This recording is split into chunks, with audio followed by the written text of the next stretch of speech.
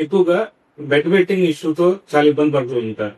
అయితే ఈ night time జరిగే బెడ్ వెట్టింగ్ లో పిల్లలకి ఎటువంటి వాలంటరీ యాక్షన్ లేకుండా బెడ్ వెట్టింగ్ జరుగుతూ ఉంటారు.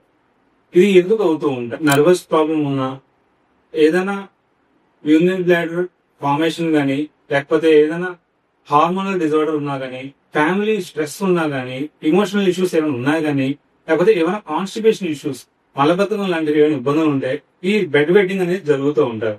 ఒకటి అలారం థెరపీ, ఇంకోటి ఎంకరేజ్మెంట్. అలారం థెరపీ అంటే ఏంటి? బెడ్ వెట్ అయిందంటే ఒక అలారం కొడతారు. కొట్టిన వెంటనే చిల్డ్రన్ ని యూరిన్ పాస్ చేయడానికి తీసుకెళ్లాలి. ఇంకోటి ఈవినింగ్ టైం ఫ్లూయిడ్ ఇంటేక్ తగ్గించుకోవాలి.